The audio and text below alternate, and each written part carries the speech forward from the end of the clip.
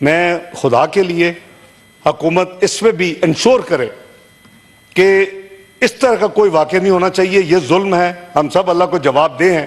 ان کی جو ان کی چیز کی ملکیت ہے ان کو آنریبل طریقے سے آپ اگر نکالیں بھی تو آنریبل طریقے سے نکالیں. ان کو ایک قیدی کی طرح یا ایک یعنی برے طریقے سے, بالکل صحیح سینٹیمنٹس ہیں کہ وہ ہمارے بہن بھائی ہیں, مسلمان بہن بھائی ہیں, اور اگر ہم اس طرح کا اخلاق ان کے ساتھ کریں گے خدا نہ خواستہ کسی پہ مشکل وقت آ سکتا ہے. ہاں یہ کوئی سپورٹ نہیں کر سکتا کہ انلیگل امیگرینٹس کو بھی آپ چھوڑ دیں, یہ غیر مناسب ہے.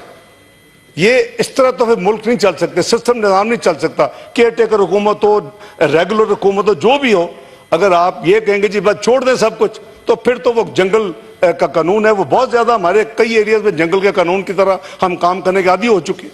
تو یہ حکومت کو ایک ان کا پروگیٹو ہے, ان کی ذمہ داری ہے ایز اے حکومت کہ جی انلیگل امیگرینٹس کو اگر یہ ہینڈل کر رہے ہیں ان کے ساتھ باعزت, ان کے ساتھ وقار کے ساتھ, ان کو جو بھی کوئی پراپرٹیز ہے جو کچھ ہے وہ ان کو لے جانے کی اجازت ہونی چاہیے.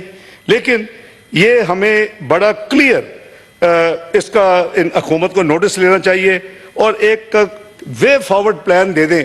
تو 3 مہینے جیسے میں نے کہا بہت ٹائم ہوتا ہے جی, 3 مہینے میں ہم آدھی ضرب عضب لڑ چکے تھے. تو اس لیے آپ ٹائم ضائع کیے بغیر ہمیں ان کو سپورٹ کرنا چاہیے. جو یہ حکومت اچھے کام کرے, اس طرح کے کام ہیں, تو اس میں وہ سیکشن 232 نہیں آتا.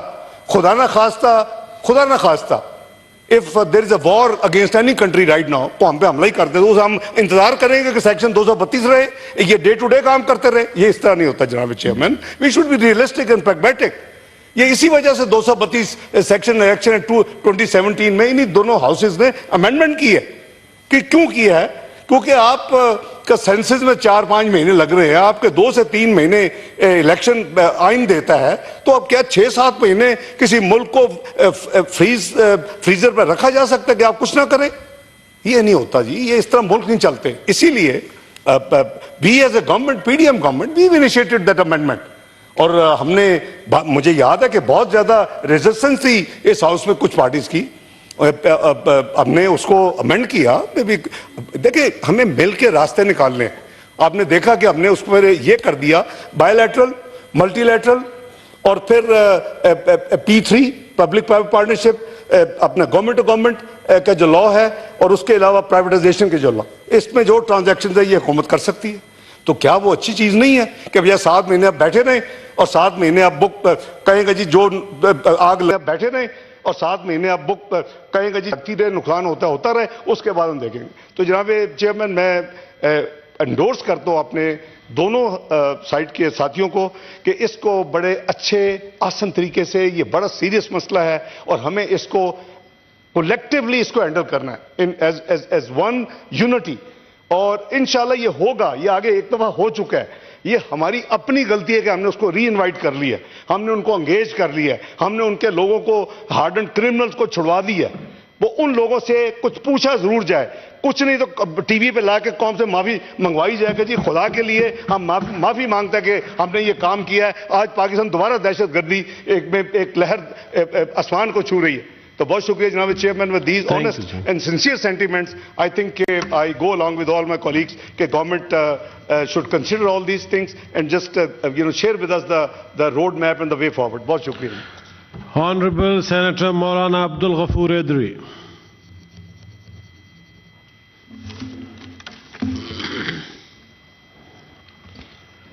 بہت شکریہ جناب چیئرمین. ایک گزارش تو میں نے یہ کرنی ہے کہ حاجی نصیب اللہ خان اچکزئی جو میرا بھی ذاتی دوست تھا, اگرچہ ان کا تعلق پشتونخوا ملی عوامی پارٹی سے ہے اور ایک اچھے انسان ہیں, ان کو اغوا کرنا اور پھر رہائی سمجھ میں نہیں آتا. وہ ایک سیاسی کارکن تھا,